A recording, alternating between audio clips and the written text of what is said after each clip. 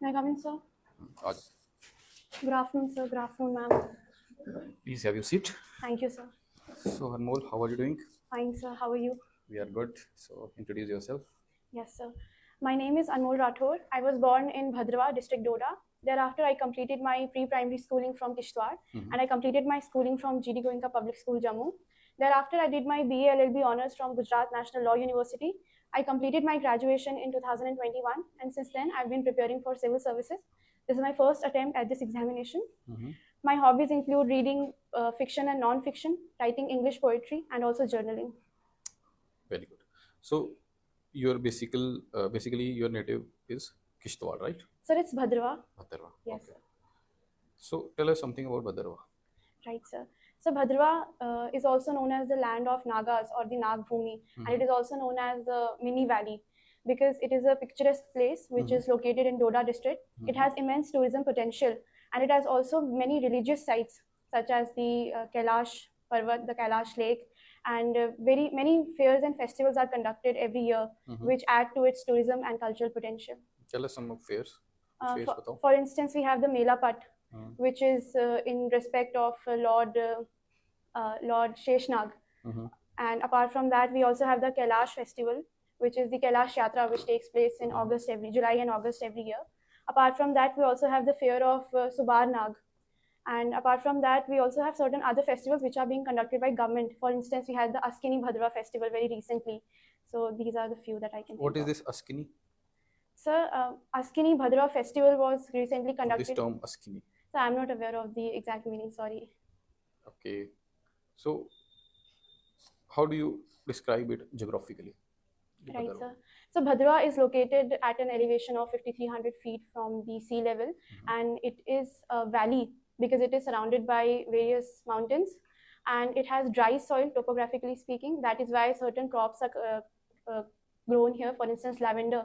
It is one of the crops which is being grown in Bhadrawa recently.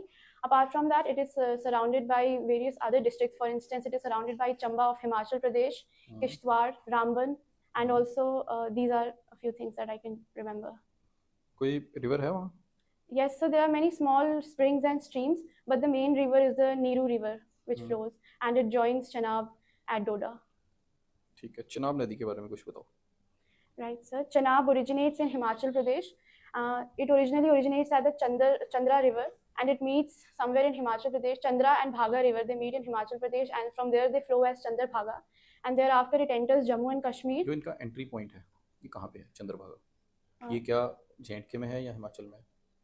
They meet in Himachal Pradesh. If I remember correctly, it is somewhere in the Great National Park in Himachal, the Great Himalayan National Park in Himachal. Somewhere there, there is a lake there where these two join to form Chandrabhaga. So that is where these two rivers meet. बताओ उसका पूरा course बताओ river का. आगे कहाँ से आता है चिनाब?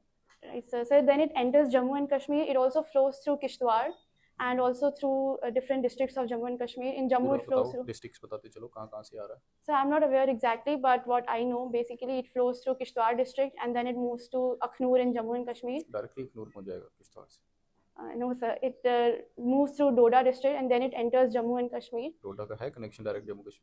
जम्मू कश्मीर क्या? Jammu. डोडा का जम्मू से है boundary? Sir, I'm not Doda aware. District की जम्मू डिस्ट्रिक्ट के साथ बाउंड्री है? Yes, sir. वहीं से No, sir. From Doda, it goes to, I guess, Ramban, and then from there it moves to. I'm not aware of the exact course of the river. बताओ जरा इधर से श्रीनगर जा रहे हैं रास्ते में कौन कौन सी डिस्ट्रिक्ट आएगी by road? So firstly, we'll have the Udhampur district. Then we have the Ramban district. From there, after we have कौन सी डिस्ट्रिक्ट में पड़ता है? Udhampur district. ठीक है फिर आगे. Yes, sir. And from there, after Ramban district, I guess we have Kashmir starts. I'm not exactly aware of the districts. Anantnag वगैरह वगैरह कुछ नहीं. टनल्स कौन कौन सी आती हैं जम्मू से श्रीनगर जाने में? So firstly, we have the Chennai Nashri tunnel, which is also known as Shyam Prasad Mukherjee tunnel. Thereafter, we have the Banihal tunnel, and these are the two tunnels I'm aware of. कितना distance है जम्मू से कश्मीर का? So it's close to 300 kilometers. और आपके इधर का भद्रवा का? So Bhadrawa is close to 250 kilometers. Time कितना लगता है भद्रवा जाने में? So close to 5 hours. और कश्मीर जाने में?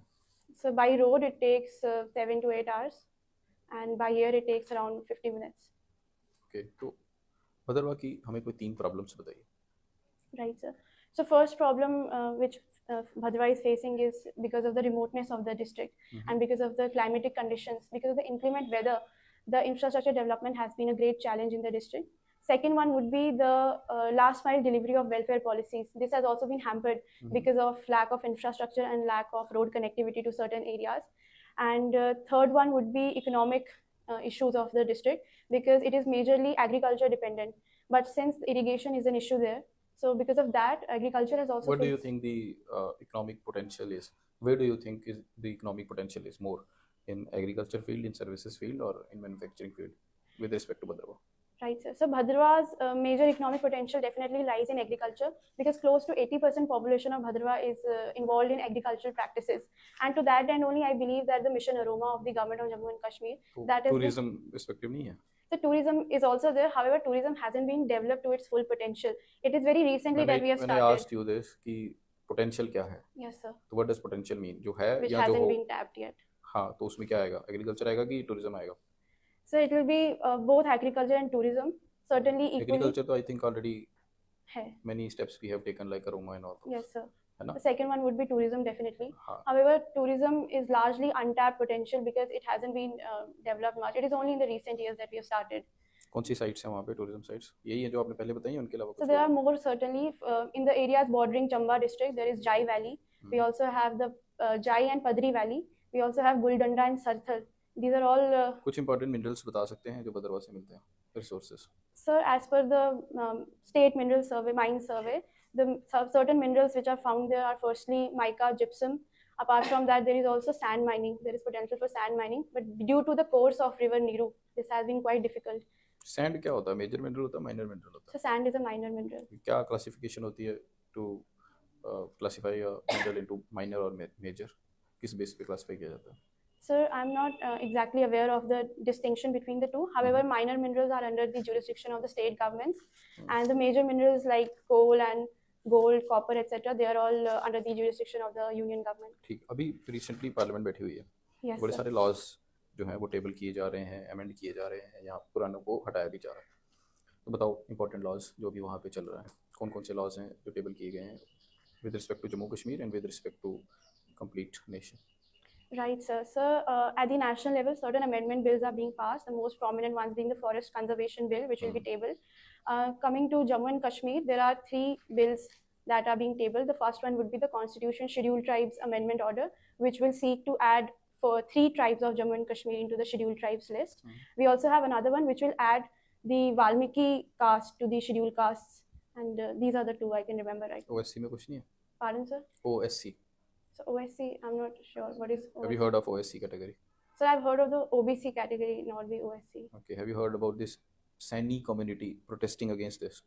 There's a community, Sani, in Jammu and Kashmir, Right, which is sir. protesting. They are being given reservation, and they are protesting against it. Do you know why? No, sir, I'm sorry, I'm not aware of. Okay. What are like this? Tell me something about this Valmiki community. Right, sir. So, from my knowledge, Valmiki community migrated from Pakistan-occupied Kashmir in 1947 to Jammu. Are you sure? Yes, so some of them certainly migrated from POK to Jammu. A major of them? So Majority of them? I'm not aware of the majority of them. But They have come from POK or they came from Punjab? So few of them came from POK and others had migrated from earlier parts of Pakistan to Jammu. But since they were not the permanent residents of Jammu and Kashmir, they hadn't been granted either the permanent residentship nor the rights. That is fine. Okay. और कौन से bills? The Scheduled Tribes Bill. ये तो बता दिया आपने. और Yes, so I'm not aware of other bills. Centre में बताओ. So at the central level, the Forest Conservation ये तो Amendment बता दिया Bill. आपने. Apart from that, there is एक also बहुत important amendment bill है जो जिसको इन्होंने वापस लिया है, जो कि right to privacy को violate करता था. right. So the Data Protection Bill. That the digital protection of data bill will be tabled in the parliament, if I remember correctly. That is the bill. DNA वाला सुना था आपने? Right, so the criminal identification and the DNA bill, yes, sir. But they have been taken back by the government. अभी दिया ना उसको. वही Yes, मैं sir. पूछ रहा हूँ. So, but from my knowledge, they'll be going to a parliamentary standing committee. Standing committee में जा रहा है या वापस जा रहा है? So standing committee में जाएगा. Standing. ठीक है, no issues. एक हमारा moral mushroom है, MOREL, moral mushroom. Do you know कि traditional उसको क्या बोलते हैं? No, sir, I'm only aware of the Gucci mushroom. यही होता है गुच्छी mushroom. The Morchella, if I remember. हाँ वही होगा मेरे ख्याल से. Yes, sir. अच्छा, हमारे यहाँ अभी रिसेंटली एक ऑफिशियल बटरफ्लाई जो है sir. वो करी गई है for the UT of Jammu and Kashmir. तो क्या नाम है इसका, इसका साइंटिफिक नेम क्या है? So it's known as the blue pansy butterfly, but I'm not aware of the scientific name. ठीक है। रिसेंटली कल परसों हमने न्यूज़ में देखा कि India has decided to basically जो इसका नॉन बासमती वाला जो राइस है, Yes, sir. उसके एक्सपोर्ट्स को अब हम कम कर रहे हैं या नहीं कर रहे हैं, जिससे देखा जा रहा है कि ओवरऑल फूड इन्फ्लेशन आने के चांसेस हैं थ्रू आउट द वर्ल्ड। तो how do you justify this step? So India has restricted the exports of non-basmati rice to various countries such as the USA and certain European nations, but it is keeping in mind the current scenario of the food security in the country, and also keeping in mind the food and nutritional security, because we require the non-basmati don't rice. You think कि हमारे already FCI के पास extra है जो कि सड़ जाता है हर साल, उससे हम अब इथेनॉल ब्लेंडिंग कर रहे हैं। फूड हमारे पास जो है, जो सीरियल्स हैं, rice and wheat. Right, sir, but it must be keeping in mind the nutritional requirements and also the requirements under the NFSA that the government is trying to stockpile the वही मैं rice. बोल रहा हूँ कि और but okay, हमारे पास जो FCI ने जो स्टॉक पाइल बनाया हुआ है, इज इट द ऑप्टिमम और जितना चाहिए उससे ज़्यादा है? What is your stand? आपको क्या लगता है? So basically over the years we have seen that most of the food is lost due to wastage in FCI because the storage and the infrastructure capabilities are not optimum. However, that does not mean that the people don't need all of that food. There are certain supply chain issues which stop the supply of these grains to the beneficiaries, and there is an issue in the stockpiling. For instance, there have been issues of incorrect identification of beneficiaries or leakages or corruption or due to having insufficient storage capabilities. For instance, we have seen. Apart from that, क्या हमारे पास जितना हमें चाहिए उतना saved है FCI के पास या उससे ज़्यादा है? मेरा सिंपल सा क्वेश्चन यही है। आप जो पूछ रहे हो दो are extra problems. Right, sir. मैं बस ये पूछ रहा हूँ कि जितना हमें अंडर एनएफएसए या बाकी चीज़ों में चाहिए, क्या हमारे पास उतना एफसीआई के पास होता है या जनरली उससे ज़्यादा ही होता है? So usually उससे ज़्यादा ही होता है, but because of certain other issues वो beneficiaries तक पहुँच नहीं पाता। ठीक है। Now sir will ask you some questions. ये आपने एलएलबी के सब्जेक्ट्स क्या क्या लिखे हैं आपने? So constitutional law, civil procedure code, contracts, public international law, human rights and international humanitarian law. Abatement के बारे में सुना है? Right, sir. अबैटमेंट और कॉमन इंटेंशन में डिफरेंस क्या है? So abetment is. किसमें है? So abetment is provided for under section 107 of the Indian Penal Code. Abetment can be by three means. Firstly, instigation by aiding or by by conspiracy. Whereas common intention is provided for under section 34 of the IPC, which provides that when a criminal act is done by an offender in furtherance of common intention of all the people of a group, then each member of that group shall be liable for that act as if it were done by him alone. And this is. Abatement में नहीं उसको finish किया जाता है। So abetment में भी किया जाता है। डिफरेंस क्या है दोनों? So common intention is. ये तो एक लाइन में मुझे डिफरेंस चाहिए, सिंपल एक line. So between abetment and common intention, abetment is a substantive offence under 107, whereas common intention under section 34, it is a procedural. Presence किसमें मस्ट है दोनों में से? So presence is must in common intention, section 34. अच्छा। Then proclaimed offender सुना? Yes. CRPC में। Yes, sir, but I'm not aware of the exact definition, but I've heard of it. Section क्या है उसकी? So I'm not aware, sorry. Procedure कैसे declare करते हैं proclaimed offender? Sir, ये तो जनरल है, कोई भी बता सकता है। right, sir, but in specific terms of law, I'm not aware, but general बता। anybody who has been arrested once for a particular offence and who has been convicted, I guess, he'll be known as proclaimed It's offender. not necessary that person should be arrested. So if he is If court convicted, direct- yes, if the court has directed and he has been previously convicted of an offence. Conviction जरूरी नहीं है। Court चाहता है मुझे trial के लिए presence चाहिए उस बंदे को। Right, sir. अगर वो नहीं आता है, then that can be declared as proclaimed offender 30 days का टाइम होता है। Yes, sir. So I'm not exactly aware. I'm sorry. Murder की सेक्शन क्या है? Pardon, sir. मर्डर की सेक्शन क्या है? So section 300 of IPC provides for murder and 302 for punishment. Yes. And rape की So section 375 of IPC. 375. Yes, sir. Vishakha guidelines. Right, sir. Vishakha guidelines have been given by the Supreme Court in the 2013 case of Vishakha versus State of Rajasthan, and thereafter the Prevention of Sexual Harassment Act was enacted in 2013. क्या था वो act? So it provides for prevention of sexual harassment at workplace, and it provides for certain guidelines which need to be followed by organizations in which a minimum number of workers are working.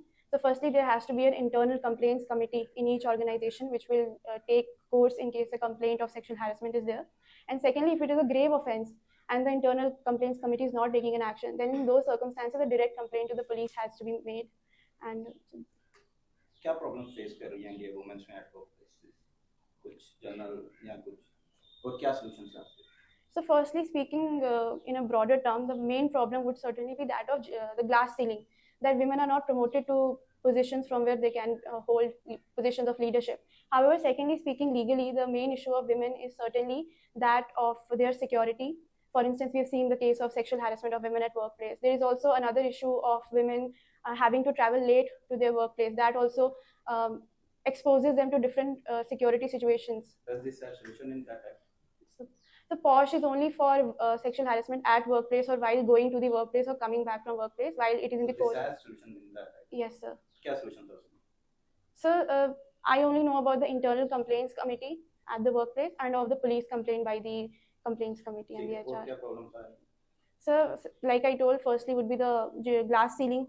The second would be the security issue. Third would be pay parity between women and men, because in many situations we see that women are not paid equally to men. Fourthly, certain organizations still don't provide maternity benefits to women.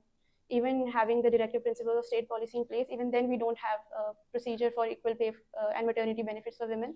Apart from that, another issue would certainly be the patriarchal setup of our society, due to which women are not allowed to work in certain positions. There are certain blue collar jobs which are not considered safe for women, and they also don't try for those jobs. To that end, Do you think that? pardon, sir? मतलब blue collar job सिर्फ जो एक term है, Right, sir. ठीक है, at present है applicable. Sir, it is applicable because in certain conditions women cannot work because of the societal setup and also because of their security issues. So that would be another issue facing women. Apart from that, I believe the family pressure and the unpaid labor that women have to do at their homes, that also restricts their job seeking capacity and their capacity to work in a organized setup. These are a few issues. I believe that the gig economy is trying to resolve these issues. So Only gig economy. So apart from the government's initiatives, for instance, the government has brought out many initiatives to help women in entrepreneurship. Tell me some of those. So for instance, a reactive one would be the POSH Act itself, because it seeks to provide security. Speaking about Jammu and Kashmir particularly, we have the Tejaswini scheme and also Mission Youth and other schemes which seek to promote women entrepreneurship. Apart from that, we also have the Maternity Benefit Act, which seeks to provide maternity benefits to women. But कितनी leave मिलती है maternity में? So it's 12 weeks leave is given to women, both pre and post delivery. So, 12 weeks. So 3 months, yes sir. बड़ी नहीं है? No sir. 3 months. Sir, it is 3 months. If I... बढ़ चुकी है. 6 months. 180 days. All right sir. I'm sorry. क्या कुछ time period है stipulated कि जहाँ पे जो एम्प्लॉयर है वहाँ पे जो जब जॉब के लिए जाते हैं तो कुछ टाइम पीरियड है जिसके बाद ही ये लीव ली जा सकती है या ऐसा कुछ नहीं? Sir, I'm not aware of any provision being there in the Act, but certain organizations, certain private organizations can have their own rules in this regard. Can private companies set their own rules with regards? तो फिर तो कोई मतलब ही नहीं ना रहेगा. Sir, I'm not aware of any time period being in the Maternity Benefit There Act. So is there? Sir, I'll read up on that. Section 66A of ITA. Yes sir. What's the current status here? So Section 66A has been repealed by the Supreme Court in Shreya Singhal versus Union of India, because it was broad in view and it was very arbitrary, and that is one of the primary reasons it was repealed. Recently judgment आई है 2022 में. Yes sir. Even though कि ये जो repeal हुई थी 5-6 साल पहले उसको, still police are मतलब complaint book कर रही थी under section 66A. Yes sir. तो Supreme Court ने कहा था now onwards कोई भी all over India इसको अभी नल एंड वाइट नहीं किया है, उसको एक तरह का बिठा दिया कि अभी इस ऑनवर्ड्स कोई भी केस इस पे कोई बुक नहीं करेगा, बिकॉज रिपील तो की है बट स्टिल क्या कहते हैं one more is there law commission की रिपोर्ट है, उसको बिठाया गया है कि इस पे दोबारा स्टडी किया जाए. ठीक है, और इसका प्रोसीजर ऑफ अरेस्ट कौन सी सेक्शन में है? Right, sir. So Section 41 onwards, we have the procedure of arrest. So under Section 41, it has been provided who can arrest. It can be a police officer, a magistrate, or anyone from the public. Under Section 41 A, B, C, D, certain rights of the arrested person are provided. For instance, if a police officer is going to arrest a person, he has to ensure that his identification badge is on, and thereafter there has to be a memo of arrest which has to be signed by the any person who is in the vicinity while the arrest is being made, and also countersigned by the accused who is being arrested. Apart from that, there are certain rights of the arrested person. For instance, firstly, he has the right to consult any advocate of his choice. He also has the right of silence under Constitution also, and also under the CRPC. And he also has the right of his advocate being present while interrogation of the accused is being going on. Apart from that, during arrest, only proportional force has to be used, and unless the accused is charged with any crime which is punishable with life imprisonment or death, the death can't be caused of the accused while arresting him. So these are a few provisions about arrest. That's it from us. कैसे हो आप? Fine, ma'am. मुझे बताओ ये बार और bench के बीच में क्या डिफरेंस है? Bar and bench. Right, ma'am. The bar is comprised of the advocates who practice before the court, and the bench is comprised of the judges who constitute the court and who give judgments. The bar is the advocates and bench is the judges. Okay. Tell me a rule or act जो आपके अपने reason या आपकी अपनी जो सोच है उसके साथ कंफ्लिक्ट करता है. आपको लगता है ये लॉ नहीं होना चाहिए, ये एक एक्ट है, ये बहुत गलत है, इसको खत्म करो. Okay. While I can't think of any act, but there is this judicial doctrine of rarest of rare cases in capital punishment.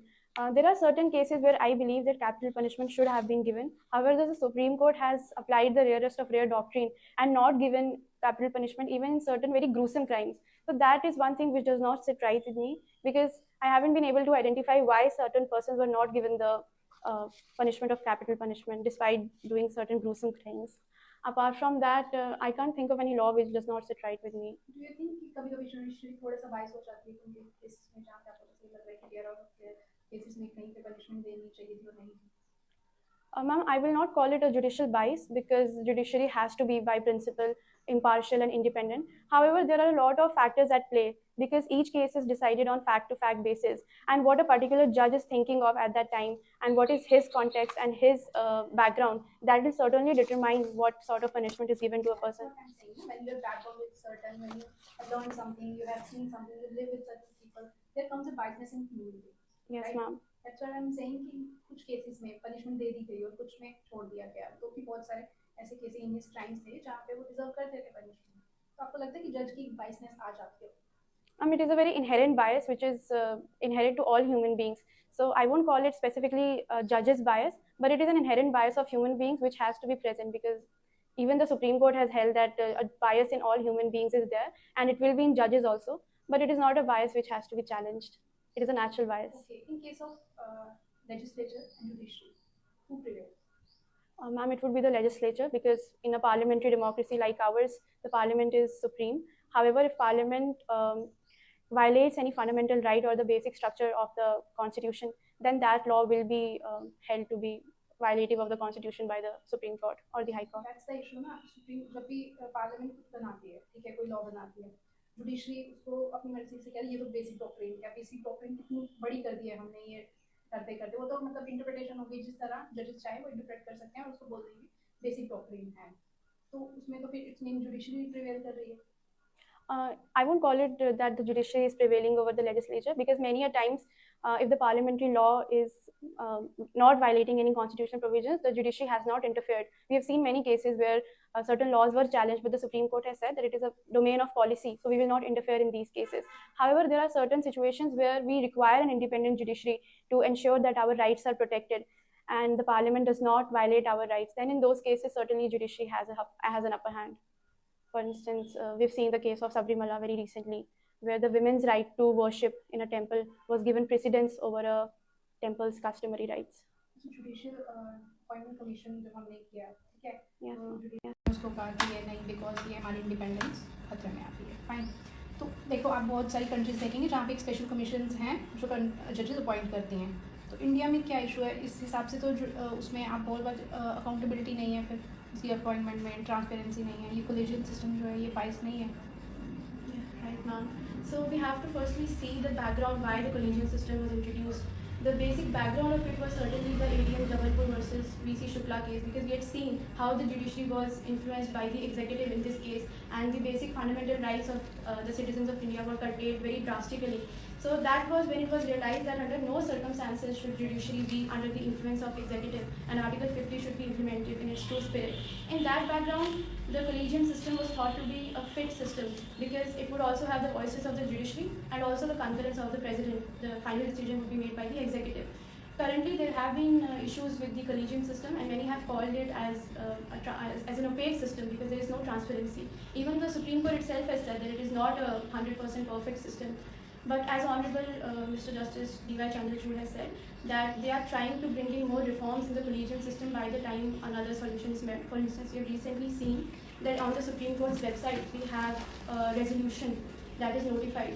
Basically, what the resolution notifies is that the collegiate proceedings are notified for the public to see. And in case of any in case of any transfer or appointment of a judge, they list down the procedure and the discussions which took place between the judges. So that is one step towards transparency, because now we know that if a particular person is being appointed to the bench of a High Court or a Supreme Court, what were the factors which were taken into consideration. For instance, very recently on an 18th July, there was this notification of resolution which held out that if these two people from Madras Bar, they are being appointed as the judges of Madras High Court, there are certain factors which are being taken into consideration for their appointment. Firstly, their judgment. So if one of those advocates had 30 reported judgments to his credit, that was one of the factors that was taken into consideration by the Supreme Court Collegium in appointing that person to the Madras High Court.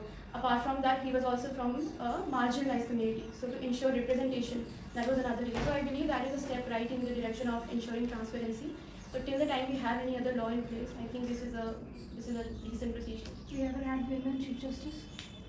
None at the Supreme Court level, no. But in Jammu and Kashmir, we had Honorable Mrs. Justice Geeta Mittal. She was the Chief Justice of Jammu and Kashmir High Court. Have you heard about global gender gap report? Yes, ma'am. What's India's rank?